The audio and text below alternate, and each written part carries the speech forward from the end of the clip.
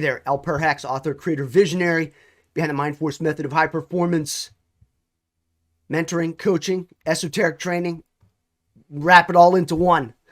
So I was coaching with somebody the other day, an executive, and they're asking, what's the best way? What's the most effective way, the most effective approach to managing my team? How do I do this, right?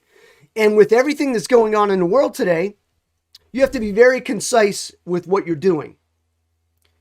And so today we're going to talk a little bit about that, give you an idea of what that looks like. And one of the things I wanted to mention to you, one of the things I'm promoting today is Instant Mind Force. If you haven't read it yet, read it. It's the 6 powerful laws of the mind. And if you want a mindset shift, this is the best way to start. I think you can get it for, I don't know, under $5, something like that. Plus you get some training with it. It's a great thing. You should have it in your library, your digital library. It used to be called Mind Force Manifesto. It used to be called Mindset Blueprint. Why all the changes? Finally, when you make updates to things, you come to the realization that you get something that's right. This is also important in your business because you may have products, you may have concepts, you may have courses, you may have different types of softwares you use. Sometimes it takes a couple iterations to get the naming convention down that you're happy with, right? And before it was called Mind Force. I have a website called Advanced Mind Power, but to me, Advanced Mind Power was too non-specific in the sense that everyone talks about it, mind power, advanced mind power. So anyway, let's talk about managing your team, how you can do that. And what I'm going to do is I'm going to set up a matrix, a 2x2 matrix, and we're going to call it willingness, will, won't, and skill, can or can't, right? So the first thing we're going to look at is we're going to draw out the matrix. Now, please don't, hold my drawing skills against me because it is definitely something that is not my forte. Skill plus will matrix. All right. Skill plus will. And on this side, on the top, we're going to call it high skill. High will, excuse me. On the bottom quadrant is low will. So I'm just going to do an L will for low. Actually, let me do a low there. And then this is going to be low skill.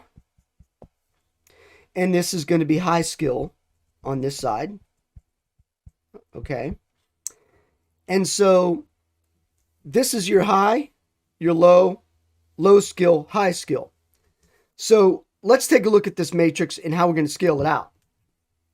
So the first thing is this top portion is going to be can't and will. And what that means is they're a potential high performer. And so what do they need? Right? The can't plus will as a potential high performer in your organization. And these are more than likely your new hires. They're just getting started. They haven't acquired all of the skills yet.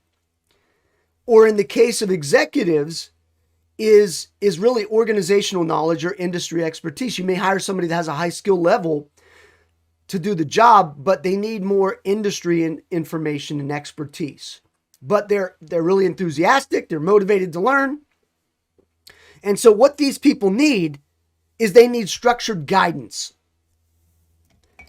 That comes down to coaching. That comes down to mentoring. That comes down to creating some type of onboarding process for those new individuals. And then it's having check-ins regularly. I talk about plan, do, review. Well, same thing. It's not micromanagement if you let somebody know up front, just to let you know, our first 30, 60, 90 days, I'm going to be in touch with you a lot so that you can really become aware and up to speed on everything. And then we're going to gradually let the reins go. Okay. And so anyone that's being hired into the organization shouldn't feel like, hey, I've already got experience. Why are you treating me like a newbie? Well, because you are a newbie. It's just the way it is. And then the next one, which is can plus will. Can, will. What that means is that these are going to be your rock stars. So these are your rock stars. Now, I look at rock stars a couple different ways, but one of the things is if you've got a rock star, let me just put here, rock star, they're doing everything right. But what do you need to do to motivate them? You'll notice on one of my other videos, I talk about motivation. What is the motive? You need to get them involved in key decisions, make them feel like the rock stars, superstars that they are. You want to give them responsibility and opportunities to mentor the rest of the team. This is a key point. Started doing a consulting gig with a company, and my initial game plan was we're going to have a meeting Monday and Friday, and it's going to be an hour long or whatever. Monday's Mojo Monday. Friday, Fuel Up is the Friday meeting. And in the beginning, these sales reps, 15 of them, were not very excited. Why do I got to go to the meeting? We've been doing this, blah, blah, blah. But we set a cadence for this weekly meeting, 8 a.m. on, I think it was 8:30 a.m. on Monday, 8:30 a.m. on Friday. Early, I know, but guess what? I want to get people started right. Over time, as I started evolving some of these people and creating rock stars, true rock stars that are doing everything that they should be doing, they started teaching. They started being the ones that were helping all the newer, less experienced people. This is a key. And if you're not doing that, you're missing the boat. Now, if the rock star is like, hey, I'm too busy to do that, you've got to have an incentive in order to do that because you want to transfer that knowledge. There's no question about it. Okay. So the next one is can't.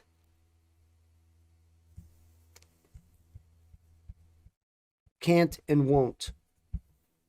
Now, if you can imagine what that looks like, is somebody that is an underperformer. That's what this is here. This is an underperformer. Low skill, low will. And so what you have to do in that case is you have to understand the root cause of the performance deficit, right? Is there some kind of conflict going on? And these are the people that you have to put on a performance plan, possibly. I remember working with a sales rep, and she said, I already know all this. That was always her answer. I already know all this, or I know. How much are you doing it, though? Well, and it was always an excuse as to why she couldn't perform, but always an excuse as to the fact that she was already in her mind a superstar, rock star, but she wasn't, unfortunately. And so have to put her on a performance plan, and then that causes friction because now it's like, oh, the microscope is under me. But you got to look at it from this perspective and say, okay, why are we doing this? And you have to explain it to someone. Let me explain to you why we're doing this. When we hired you, we had an expectation of this, and now what we're getting is this. As far as an output, we need to understand where did we go wrong, right? Did we do something wrong? And again, you always put a blame on you because what that does is it takes the pressure off of them. It's like, hey, I want to put you on a performance plan, but this is not, this is probably my fault that you didn't get the guidance that you needed. And so what we're going to do over the next 90 days is I'm going to be there for you to help you come out of there. Now, somebody that has the can't and will, but if they have the will and they can't, they start learning, they start shifting over into that level, right? Very important you understand this matrix, right? And then the last is can, but won't. High skill, low skill on this side. They can and won't, right? That almost doesn't make sense, right? But the fact of the matter is, these are individuals who know they have a high skill level. They've been in sales, or they've been in marketing, or they've been doing it forever. And so they basically are just mailing things in. What they need is they need a renewed excitement and specific objectives to say, let's get you to that next level. Because you want to pull these people immediately up to here if you can. Because then you've got another rock star, superstar. And again, it all comes down to creating a plan. Let's test some different solutions to get you excited, motivated. Reestablish performance targets for these people so that they can start to move in this direction. Right? And then the individuals that have the can't and won't, you need to move them up in the can't and will, and then eventually they're going to get to this point also.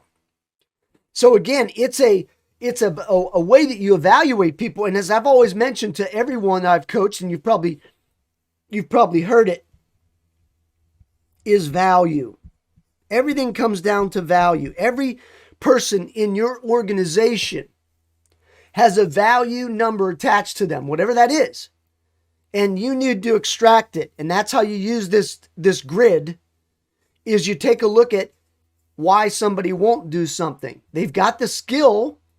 They've got all of the things that you would think. Like I said, I've coached salespeople that they knew they were good, so they did less than the others because they could kind of skate by on their skill level.